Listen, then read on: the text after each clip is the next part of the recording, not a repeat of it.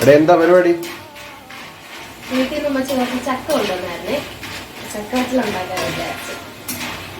ഇന്നിപ്പോ എവിടം വരെയായി ചക്കവറ്റില്? ഇവിടം വരെയായി. എടുക്കാൻ പോവാം.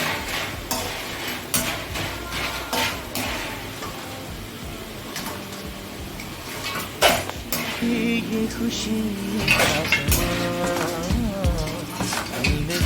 गूंजी है शहनाई,